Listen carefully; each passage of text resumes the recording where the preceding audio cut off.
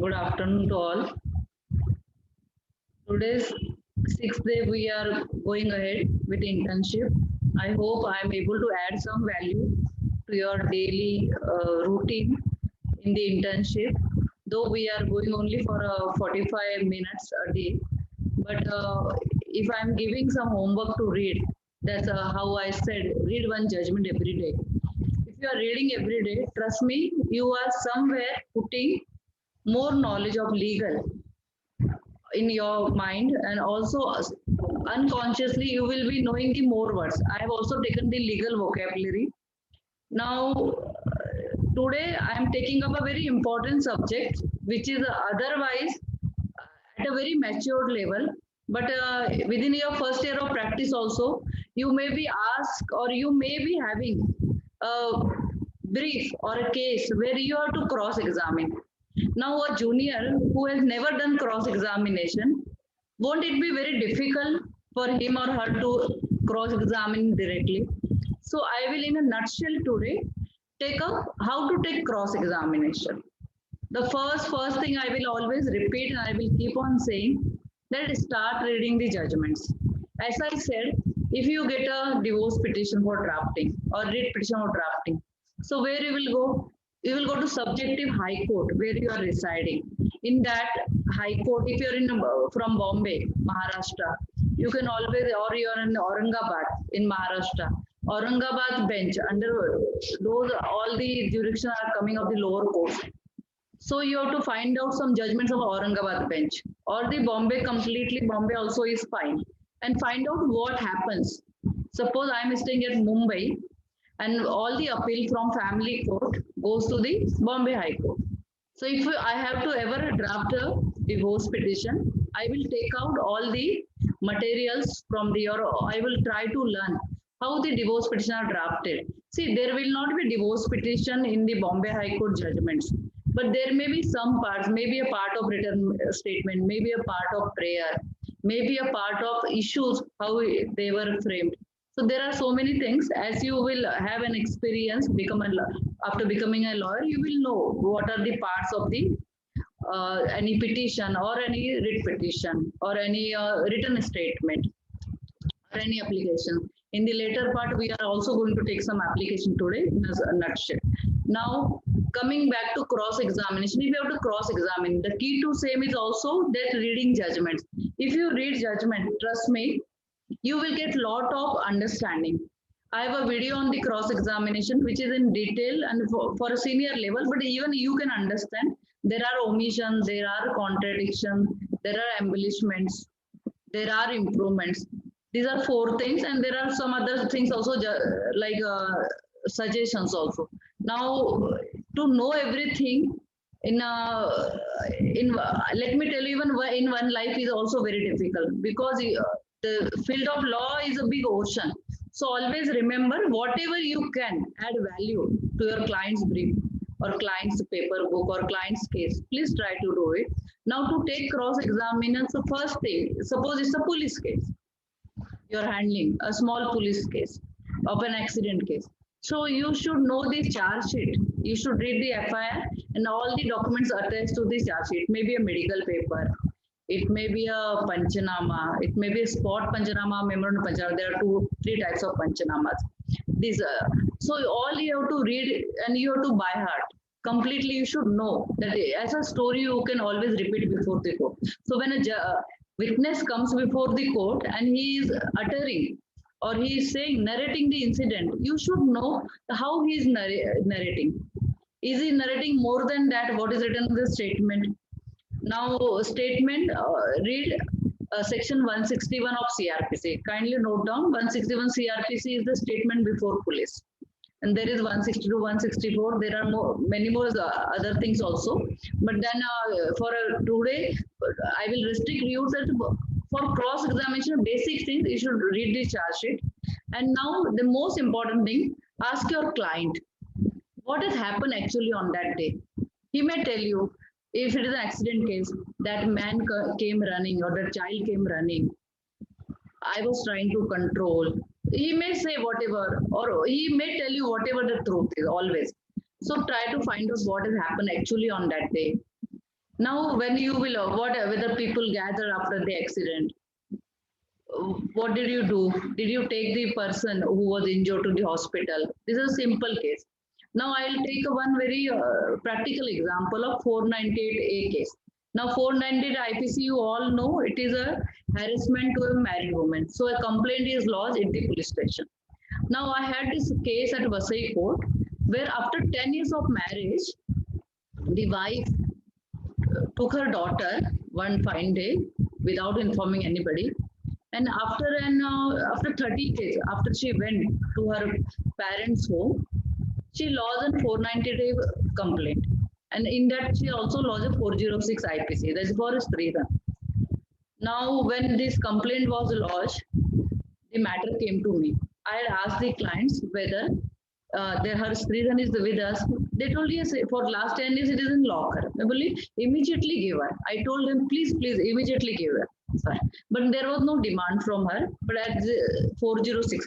So when they were taken on remand, for 498, I just argued at the remand level that judicial custody is not required. Police custody is not required, and accused may be and given bail or enlarged on the bail, and they may be put to judicial custody, and my bail application may be considered. Now, what happened? The public prosecutor was saying that they have refused in the beginning to give her ornaments. I said about a month back, she went to her parents' home. She never demanded. Now, when she demanded after complaining at the police station, we immediately gave her. Now, this shows that we were bona fide. In last 10 years, there was no complaint. Now, afterwards, they were enlarged on bail. Now, charge sheet was filed. This matter came for trial. Now, in the cross examination, as I had taken all the instruction from the client, I asked him what has happened in last 10 years. The main 2-3 things they told me: there was no harassment. In fact, the grandfather used to keep a fixed deposit, some money every day. Every month he used to keep some money fixed deposit in the granddaughter's name. Also, there was a one flat which was in the joint name of the father-in-law and the daughter-in-law who has complained. And there was the in-laws came, in-laws, that is my client's in-law, that is the wife's parents came, and they were telling, you please transfer this flat which was in father-in-law's name and the daughter-in-law's name completely on her name, because there were two more sisters to my client. He was having two daughters, and my client, who was a husband, he was having, of course, two sisters. So they thought after this old man dies, the grandfather will die, the flat may not come completely on her name. So she was afraid. That was the reason she went to her parents' home, and that was the misunderstanding, and she lost the complaint after 10 years. So there was a dowry harassment complaint, she was telling. But see, I asked 2-3 questions in examination which I can tell you here. One is, in last 10 years you have not complained. She said, no, I have never complained against in-law. Are there fixed deposits? She refused, but then I, by way of list of documents, produced those fixed deposit, and then she couldn't refuse. They say, yes, I forgot. Then I showed the fixed deposits to her in her daughter's name. Then which her grandfather was doing. Then also I asked her, is there a flat in the joint name? She said yes. In whose name? In my father-in-law and my name. Was there a dispute about the transferring the complete flat name on your name? Fortunately, she said yes to this, all my answers. See, there is also a leading question in the cross-examination. It is there in the, if you go through the Indian Evidence Act, you will find all these sections. So always remember, if you take the instruction. Now see, all the questions which I have put up to this lady has not come from my mind or not from my charge sheet, which was handed over to me. It has come from the client's personal instruction.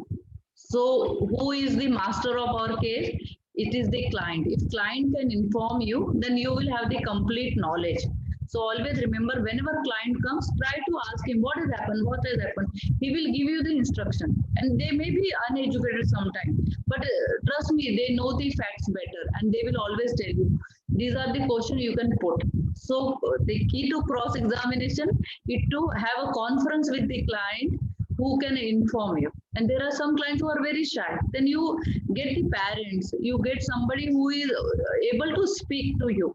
So get a good meeting with the client whenever you want to cross-examine, and and also read out the charge sheet statement of the witness to them. So they will also tell you to that no, this is not true. See, sometime the offense has taken place 2 o'clock in the afternoon, and it is in the if you see the FIR, the time of offense will be shown at 8 o'clock, 8 p.m. in the night. If it is an accident case in the night and in the afternoon, of course there is going to be a lot of changes in that circumstances. So always see when you see the FIR first page, always try to see the what time the offense has been committed, what time the police what was reported, who has complained, what is the complainant's age, what is the accused age, how many accused names are there, is the accused name unknown in the beginning. So these are the very important things you should look into charge sheet. So for two key I will tell you for cross examination, which you don't have to read all the law books for that. One, the charge sheet, even the criminal case. In other matters, you can read the pleadings of completely case papers, civil, and the charge sheet in the criminal case, and ask the client to have a complete detailed meeting, and if possible read out the charge sheet to them.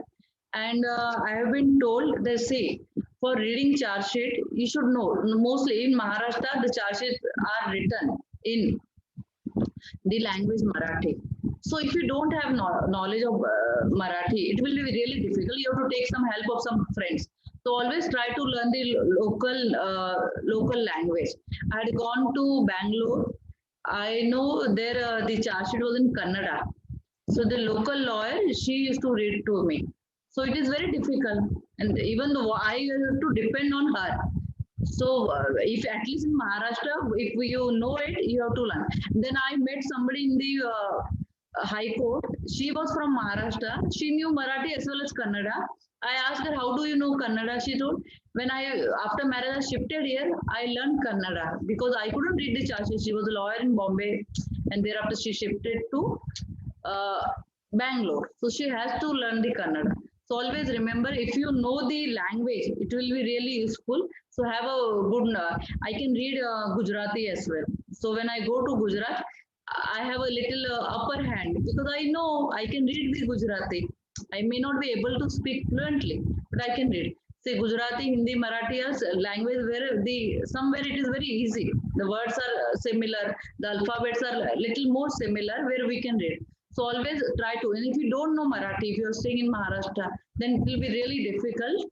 But you can always take a help. But you can learn. It's not something a big deal. If you know Hindi, you can read also. And to learn any language, English, Marathi, or any other language, we require minimum 3 months. And yesterday we discussed 10,000 hours rule. So you all know that to become a master, it requires only some time for all of us. Now I will ask Amisha to read.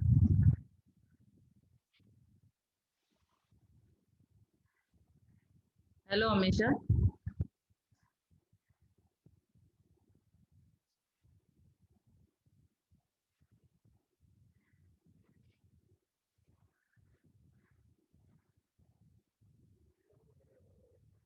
Just a minute, Amisha.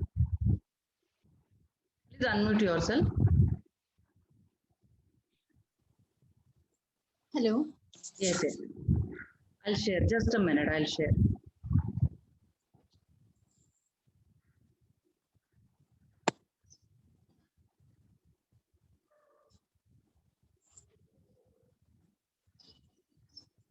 Amisha, you can start now. Can you see?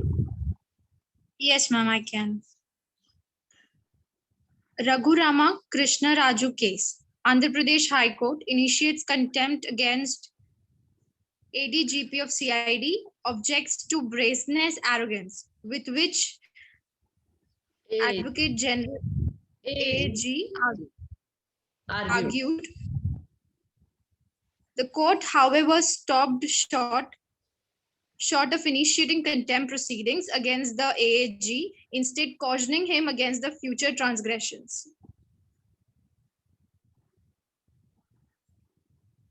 The Andhra Pradesh High Court. recently took strong exception to the brazen manner in which an additional Advocate General P. Sudhakar Reddy defended the failure by state authorities to comply with the court's order concerning the medical examination of Kanumuri Raghu Rama Krishna Raju, issued in the wake of allegations that the MP was tortured while in police custody. This development arose 2 days before the Supreme Court, on Friday, ordered the release of Raju on bail in the sedition case registered against him. In an order passed on May 19, the bench of Justices C. Praveen Kumar and Lalitha Kaneganti castigated Additional Advocate General P. Sudhakar Reddy for intimidating manner in which law officer argued. This court is surprised with the brazenness and the arrogance that Additional Advocate General advanced arguments representing the state. Brazenness is not outspokenness, and arrogance is not fearlessness. Use of temperate language is not assertion of right, nor is a threat in an argument, said Justice Kaneganti, who authorized the lead opinion. She went on to emphasize that while a lawyer need not be subservient to the court while putting forward his case, he is not expected to be discourteous either. No one expects a lawyer to be subservient to the courts while presenting his case and not to put forward his arguments merely because court is against him. But he is not expected to be discourteous to the court or to fling hot words or epithets or use disrespectful, derogatory, or threatening language or exhibiting temper, which has the effect of overbearing the court. Further, the court also made pertinent observation on the higher responsibilities cast on lawyers representing the state. A counsel who represents the state is required to state the facts in a correct and honest manner. He has to discharge his duty with immense responsibility, and each of his actions has to be sensible. He is expected to have a higher standard of conduct. He has a special duty towards the court, rendering assistance. It is because he has access to the public records and is obliged to protect the public interest. That part, he has a moral responsibility to the court. When these values corrode, one can say things fall apart. Justice Kaneganti commended. In his concurring opinion, Justice Kumar also echoed similar sentiments, stating Additional Advocate General should have shown restraint while making arguments. I feel that learned Advocate General Shri P. Sudhakar Reddy should have shown some restraint during the course of arguments. Restraint is the hallmark of the courtroom debate, and choice of words should also be measured in a contested matter. The Additional Advocate General could have been sober and used better words during the court proceedings. In a show of magnanimity, the bench stopped short of initiating contempt proceedings against the Additional Advocate General. The court proceeded to caution the Additional Advocate General to avoid such transgressions in the future. No advocate has any right to talk in an intimidating manner. Advocates should not employ such tactics to wrench an order in favor and should never identify himself with the client. The arguments advanced by the Additional Advocate General are prima facie appears to be contemptuous in nature, and this is a fit case for initiating contempt proceedings and referring him to the Bar Council for taking appropriate action. But this court, showing its magnanimity, is not proposing to take any action as of now. However, if this behavior is repeated, the court will not hesitate to take required action, the order stated. The court, however, initiated contempt proceeding against the Additional Director General of Police, Station House Officer, CID Police Station, Mangalgiri, and the Superintendent, Government General Hospital, Guntur, for failing to implement the High Court's order dated on May 15 and 16. Prima facie, it appears to this court that third respondents, that is, the Additional Director General of Police, fourth respondent, that is Station House Officer, CID Police Station, Mangalagiri, and Superintendent, Government General Hospital failed to implement the orders of this court, and they have displayed scant respect towards the orders of this court. It is the sacrosanct duty of the court to ensure implementation of its own orders in order to safeguard the rights of individual and uphold the majesty of the institution, the court said. Sequence of events as chronicled in the court order. On May 15, the court had directed the constitution of a medical board and to examine Krishna Nam Raju after senior advocate B. Adi Narayana Rao wrote to the Chief Justice alleging that the MLA was subjected to third-degree torture while in police custody. While directing the submission of the medical report, the court had also intimated that it would convene at 12 p.m. on May 16. However, no medical report was received on the morning of May 16. Calls made to the Superintendent Government General Hospital Guntur went unanswered until late in the afternoon at around 3:46 p.m. when she responded and said that the report is being prepared and that it would be sent to the district judge immediately. The delay in filing the report led to the court convening later in the evening at 6 p.m. The report was received by the court only at 6:30 p.m. on May 16. The court was then told that after its May 15 order, the accused was produced for the remand before the magistrate, who has also ordered a medical examination at Ramesh Hospital, Guntur, and Government General Hospital at Guntur. The High Court, therefore, directed that the magistrate's order be complied with and the reports be placed before the magistrate. The Additional Advocate General requested that the order of the medical exam to be conducted at Ramesh Hospital be modified, since the case has been registered against the hospital owner. As such, an unbiased opinion cannot be expected from Ramesh Hospital, he submitted. However, since the magistrate order was not challenged, the High Court opined that the same would remain in force. On May 19, the court asked the Additional Advocate General whether High Court's order were complied with or not, while also taking the note that May 16 order was served late on the respondents at about 11 p.m. that day, and given that the Supreme Court had also passed an order on the issue on May 17 in the afternoon. However, this led to intemperate comments from the part of Additional Advocate General, the court recorded. The sequence of events was summed up in Justice Kanaganti's lead opinion as follows. The learned Additional Advocate General flared up in a high tone to annoyance of the court and in an intimidating manner started arguing that an order under Article 226 of the Constitution of India, which is fraud and illegal order, cannot be implemented, and that the High Court has become a platform to implement an illegal order of the magistrate. Further, to demonstrate how the order of the magistrate is illegal, he wanted the court to look at the sedition to look at the section 54 of CRPC. This court has refused to look at the section 54 as this court is not going to examine the legality or otherwise of the order passed by this court. If the order is an illegal fraud order as alleged by him, the illegality will necessarily have to be challenged before the appellate court. It is firmly reiterated that the court only wanted to know whether the order was complied with or not. He submits that he has received the order copy at 11 p.m. and he posed a question to the court whether he is supposed to open the prison doors at night and shift him to the hospital. When the court queried why the respondents had not complied with High Court's direction in the morning, the Additional Advocate General is stated to have continued arguments in an intimidating tone. At one point, the Additional Advocate General is also stated to have threatened to walk out of the courtroom before the bench warned the State Council against such uncontrolled remarks. Continuing the very same intimidating tone, he stated that court has to hear what he has to submit, and if the court is not letting him to argue on merits, that is how it is an illegal or fraud order, he will walk out.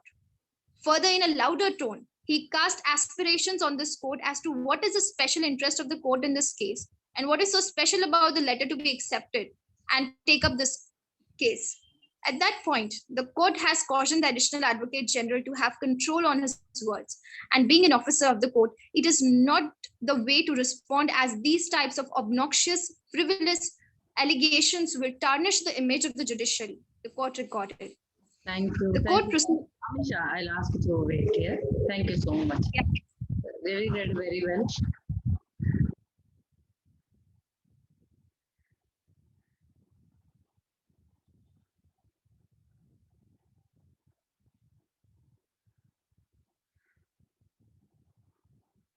We all have heard this now. If we have properly heard what Amisha was reading, you'll come to know that there were so many good words used in the, or I would say good vocabulary, legal vocabulary was used in the order. Now, this was the order which was very, in a very aggressive manner. The AAG argued before the court, and the court was not pleased to hear him because he was discourteous. Now, one thing we have to learn from this order that court does not like if somebody is in a very high tone or high pitch speaks. You have to be humble before the court, and if you speak in a very higher pitch and in a very aggressive manner, and still you want a favorable order from the court, it is not possible. You cannot say, court, I will walk out. See, court showed his magnanimity here. मतलब बड़ा दिल बताया कि we will not initiate any contempt proceeding against you. So first of all here, the words used by the lawyer were somewhere the court was not pleased to accept them. So this order teaches us that we should be very careful. Now another thing you should observe, this is written by two judges on the bench, and Justice Lalita is the one of the judges. See her language.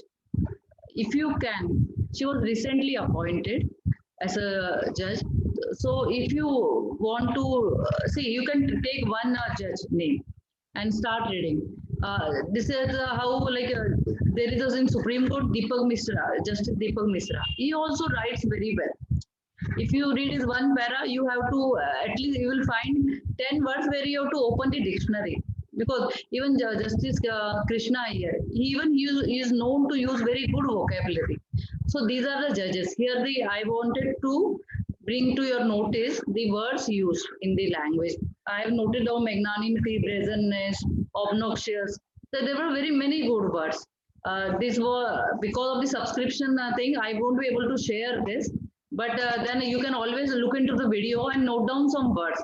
And if out of these 10 words also, if you are able to use 2 words in your first year of practice in the court, it will really help you. See, you can always say court may show the magnanimity to enlarge me on my client on the bail, to give me adjournment for a day. See, these are the things you can use these words. But how you will be able to use these words when you will get a habit of reading these judgments again and again. So there are some judges who use very flowery and ornamental language, and that is the only reason we should read the judgments.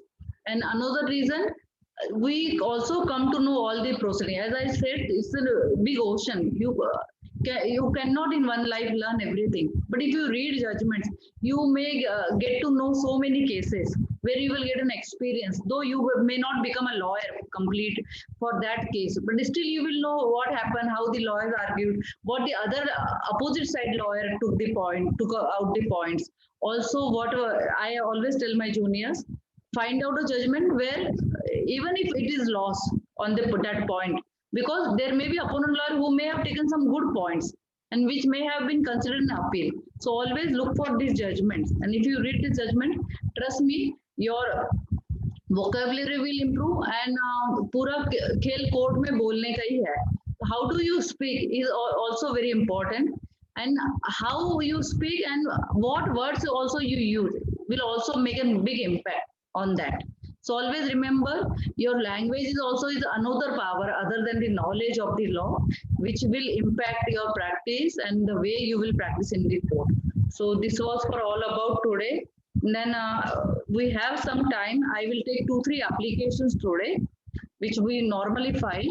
In criminal matters, we file application for exemption. There is a possibility where complainant or accused may not be able to actually remain present in the court. We file an application for exemption. There is a format, but a very small format. The title is the same for all the application, and in between the para, we will just write the accused is unable to find out. Paper accused is unable to come to before the court due to the personal reasons. Now another application is for adjournment. Adjournment, as the name denotes, it is always for the adjournment, that is, we are unable to run the case because of some personal difficulty or because papers are not available, because our client is not present personally to give instruction. So there may be many reasons for adjournments, but adjournment is like a cancer. As a good lawyer, you are not supposed to ask the adjournments. And there are many judgments which say that adjournment should not be given to the lawyers unless until it is very important. Then there are some applications like a withdrawal of the case. It is also very simple. Then there is we file wakalatnama in the court. So wakalatnama you get printed, but then you should know the contents of the wakalatnama. There is a possibility when you may not get a printed wakalatnama. In those conditions, you can always write the wakalatnama, because sometimes we go to holiday court. Holiday court is criminal courts are working on the Sunday also, because crime happens day in and day out. So the accused, as we have discussed in the past lectures, cannot be kept more than 24 hours. Any person in custody, police custody, cannot be kept without the magistrate order. So we have to produce the nearest magistrate. So on Sunday also there are holiday courts. Then there is application for cancellation of warrant, application for issue of summons, then application for certified copies of the order, application for uncertified copy of the FIR. If you want a certified copy of the FIR, you have to go to police station, because the police station is the author of the FIR. But if you apply to court, they will give you always uncertified copy, because it is not the document. See, FIR is always prepared by the police station. The court will give you uncertified copy, or we can call it ordinary copy. Then there are application for bail, which may be 1 page also, which may be 1.5 page also, and which may be 5 pages also. So we will take up these applications also in, I can give one format in future to you. So I will try to provide in coming lectures. Any questions for today? Vandana, we have 2 minutes.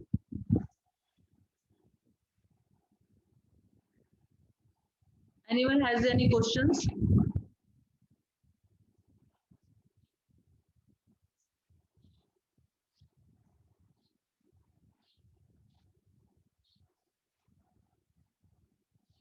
You can unmute yourself. Yeah. Thank you, ma'am. Ma'am, then can we end the session today if there is no questions? Sure, sure. Okay. I, Vandana Chaudhary, would like to take this opportunity to place on record our hearty thanks to respected ma'am, Anita Bafna ma'am, advocate on record in Supreme Court. Thank you so much, ma'am, for guiding us and bringing the clarity in many subjects of law. This will be definitely be very helpful in our practical knowledge when we step in the courts. And finally, thank you everyone for taking time and for patient hearing. Thank you so much. Thank you.